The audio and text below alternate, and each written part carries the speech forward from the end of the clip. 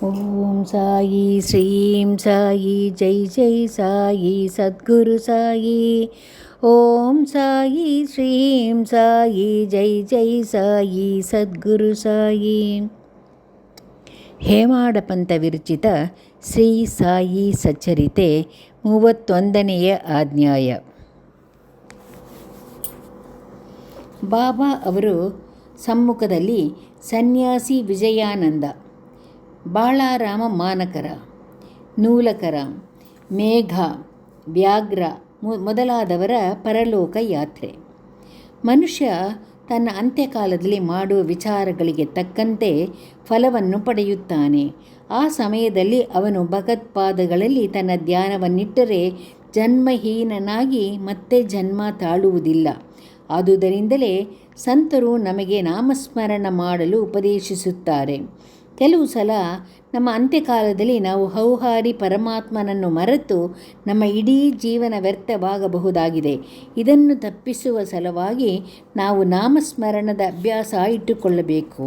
ನಮ್ಮ ಅಂತ್ಯದಲ್ಲಿ ನಾವು ಸಂತರಿಗೆ ಸಂಪೂರ್ಣವಾಗಿ ಶರಣಾಗತರಾದರೆ ಅವರು ನಮಗೆ ಸದ್ಗತಿ ದೊರೆಯಲು ಸಹಾಯವೆಸಗುತ್ತಾರೆ. ಇದು ಈ ಕೆಳಗಿನ ಕಥೆಗಳಿಂದ ಸ್ಪಷ್ಟವಾಗುತ್ತದೆ. ವಿಜಯಾನಂದರೆಂಬ ಮದ್ರಾಸಿ ಸನ್ಯಾಸಿಯು ಒಮ್ಮೆ ಮಾನಸ ಸರೋವರಕ್ಕೆ ಹೊರಟರು.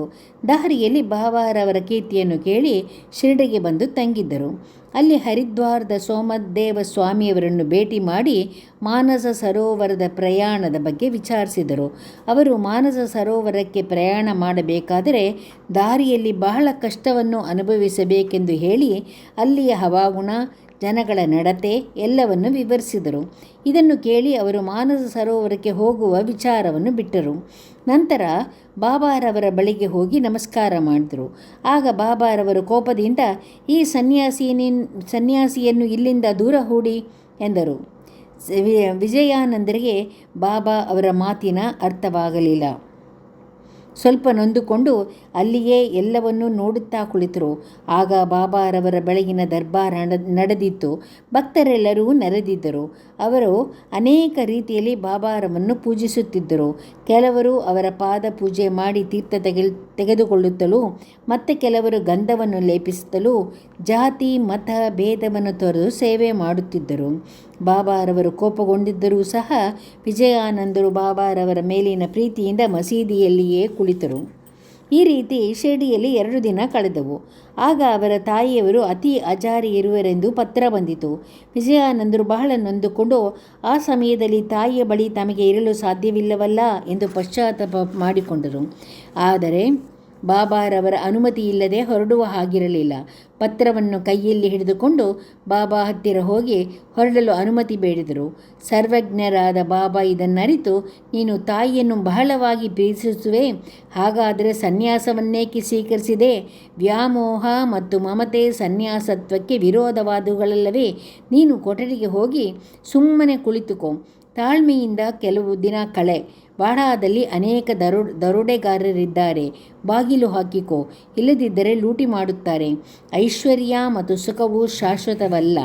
ಮಾನವನಾಗಿ ಹುಟ್ಟಿದ ಮೇಲೆ ಸಾವು ಖಂಡಿತ. ಮೋಹ ಮತ್ತು ಮಮತೆಯನ್ನು ತ್ಯಜಿಸು. ಯಾರು ಶ್ರೀಹರಿಯನ್ನೇ ಸ್ಮರಿಸುತ್ತಾರೋ ಅವರ ಸಹಾಯಕ್ಕೆ ದೇವರು ಹೋಗುತ್ತಾನೆ. ನೀನು ನಿನ್ನ ಪೂರ್ವಜನ್ಮ ಪುಣ್ಯದ ವಿಶೇಷದಿಂದ ಇಲ್ಲಿಗೆ ಬಂದಿರುವೆ. ನಾನು ಹೇಳಿದುದನ್ನು ಗಮನಿಸಿ ನಿನ್ನ ಜೀವಿತ ಉದ್ದೇಶವನ್ನು ಸಾಧಿಸು. ನಿಷ್ಕಾಮಿಯಾಗಿ ನಾಳೆಯಿಂದ ಭಾಗವತ ಪಾರಾಯಣ ಮಾಡು. ಬಿಡದೆ 3 ಸಪ್ತಾಹಗಳನ್ನು ಆಚರಿಸು. ದೇವರು ಮೆಚ್ಚಿ ನಿನ್ನ ದುಃಖಗಳನ್ನು ನಿರ್ಮೂಲ ಮಾಡುತ್ತಾನೆ. ಆಗ ಭ್ರಮೆಯು ಮರೆಯಾಗುತ್ತದೆ, ಶಾಂತಿ ಲಭಿಸುತ್ತದೆ ಎಂದರು. ನಂತರ ಅವನ ಮರಣದ ಕಾಲು ಸಮೀಪಿಸಿತೆಂದು ತಮ್ಮ ಜ್ಞಾನ ದೃಷ್ಟಿಯಿಂದ ಬಾಬಾ ಅವರು ತಿಳಿದು ವಿಜಯಾನಂದರಿಗೆ ಯಮದೇವನು ಮೆಚ್ಚುವ ಶ್ರೀರಾಮ ವಿಜಯವನ್ನು ಪಾರಾಯಣ ಮಾಡಲು ಹೇಳಿದರು. ಮರುದಿನ ಬೆಳಗ್ಗೆ ಸ್ನಾನ ಮಾಡಿ ಲೇಂಡಿ ತೋಟದ ಪ್ರಶಾಂತವಾದ ವಾತಾವರಣದಲ್ಲಿ ವಿಜಯಾನಂದರು ಭಾಗವತ ಪಾರಾಯಣವನ್ನು ಆರಂಭಿಸಿದರು. ಹೀಗೆ 2 ಸಪ್ತಾಹ ಮಾಡಿ ಬಳಲಿದ್ದರು. ನಂತರ ಒಂದು ದಿನ ಮಧ್ಯಾಹ್ನ ವಾಡಾಕ್ಕೆ ಹಿಂತಿರುಗಿ ಬಡೇ ಬಾಬಾ ಅವರ ತೊಡೆಯ ಮೇಲೆ ಮಲಗಿದಾಗ ಪರಮಾತ್ಮನ ಸಾನ್ನಿಧ್ಯವನ್ನು ಹೊಂದಿದರು. ಬಾಬಾರವರು ಒಂದು ದಿನದ ಮಟ್ಟಿಗೆ ದೇಹವನ್ನು ಕಾಪಾಡುವಂತೆ ಆಜ್ಞೆ ಮಾಡಿದರು. ನಂತರ ಪೊಲೀಸರು ಬಂದು ಪರೀಕ್ಷಿಸಿ ಅಂತ್ಯಕ್ರಿಯೆಗೆ ಅನುಮತಿ ನೀಡಿದರು. ನಂತರ ಮೃತದೇಹವನ್ನು ಸಕಲ ಸಂಪ್ರದಾಯಕ್ಕೆ ಅನುಸಾರವಾಗಿ ತಕ್ಕ ಸ್ಥಳದಲ್ಲಿ ಸಮಾಧಿ ಮಾಡಲಾಯಿತು.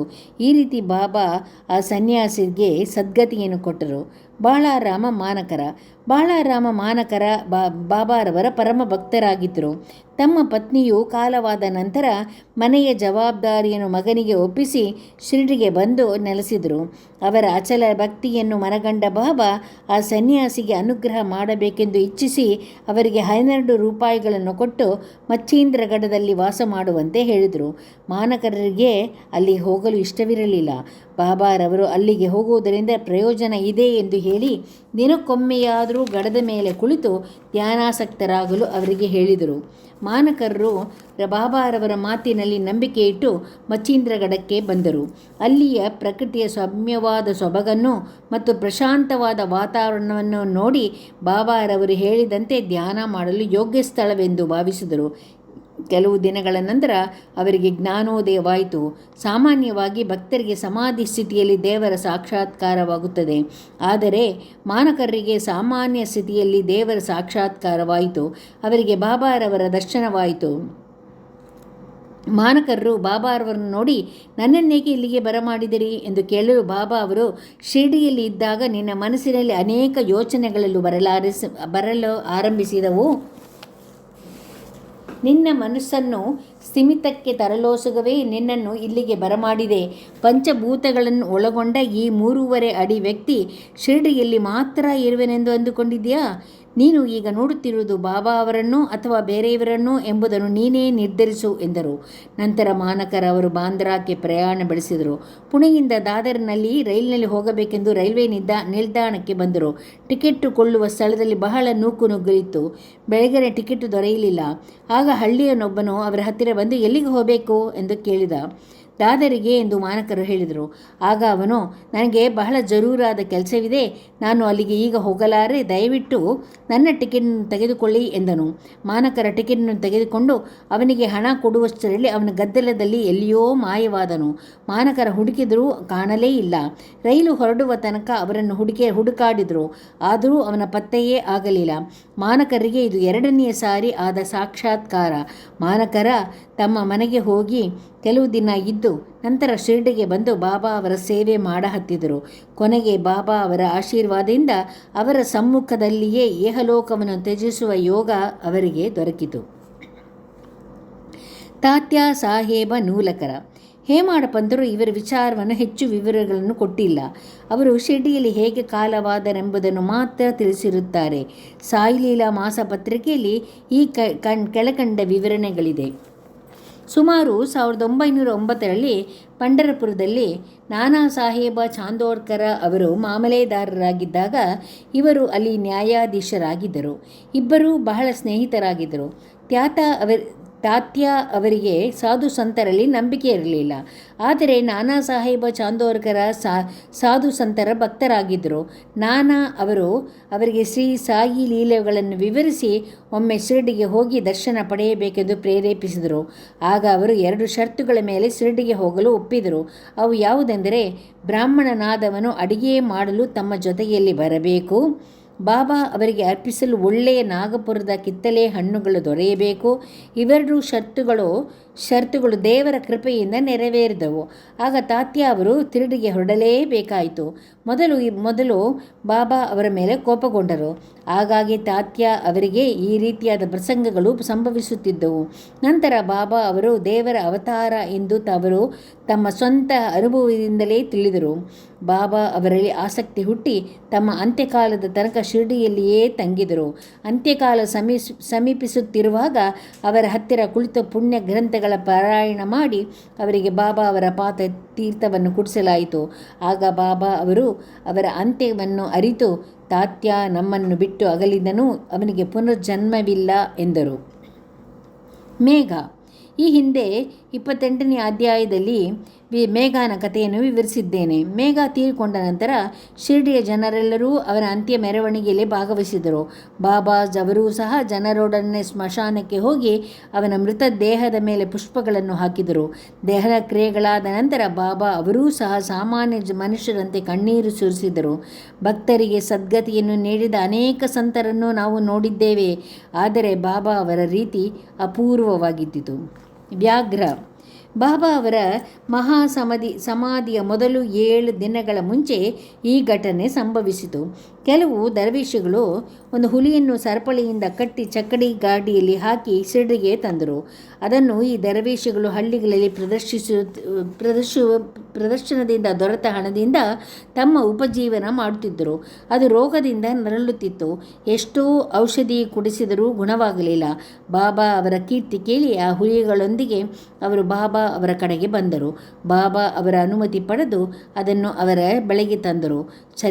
ಮಸೀದಿಯಲ್ಲಿ ಕಾಲಿಡುತ್ತಲೇ ಅದು ಬಾಬಾ ಅವರ ದಿವ್ಯ ತೇಜಸ್ಸನ್ನು ಸಹಿಸಲಾರದೆ ತಲೆಯನ್ನು ಕೆಳಗೆ ಮಾಡಿ ಅವರನ್ನು ಪ್ರೀತಿಯಿಂದ ನೋಡಿತು. ನಂತರ ಬಾಲವನ್ನು ಅಲ್ಲಾಡಿಸಿ ಅದನ್ನು 3 ಸಲ ನೆಲಕ್ಕೆ ಹೊಡೆದು ಶುದ್ಧಿ ತಪ್ಪಿ ಬಿದ್ದ ಕೂಡಲೇ ಅದರ ಜೀವ ಹೋಯಿತು. ಇದರಿಂದ ಆ ದರ್ವೇಶಿಗಳಿಗೆ ಅತೀವ ದುಃಖವಾಯಿತು. ಆದರೆ ಅದು ಬಾಬಾ ಅವರ ಬಳಿ ತನ್ನ ಪ್ರಾಣ ಬಿಟ್ಟಿದ್ದುದು ಅದರ ಪುಣ್ಯ ವಿಶೇಷವೇ ಸರಿ ಎಂದು ಅವರು ನಂತರ ಮನಗಂಡರು. ಹುಲಿಯು ದರ್ವೇಶಿಗಳಿಗೆ ಪೂರ್ವಜನ್ಮದಲ್ಲಿ ಋಣಿಯಾಗಿದ್ದಿತು. ಅವರ ಋಣ ತೀರಿಸಿದ ನಂತರ ಅದು ಬಾಬಾ ಅವರ ಸಮ್ಮುಖದಲ್ಲಿ ಅಸುನೀಗಿತು. ನಂತರ ಸಂತರ ಪಾದಗಳಿಗೆ ರೆಗಿ ಪ್ರಾಣ ಬಿಡುವ ಜೀವರಾಶಿಗಳೇ ಧನ್ಯ. ಈ ಘಟನೆ ನಡೆದ 7 ದಿನಗಳ ನಂತರ ಬಾಬಾ ಅವರ ದೇಹ ಅವಸಾನ ಆಯಿತು. ಶ್ರೀ ಸಾಯಿ ಪ್ರಣಾಮ. 31ನೇ ಅಧ್ಯಾಯ ಸಂಪೂರ್ಣ.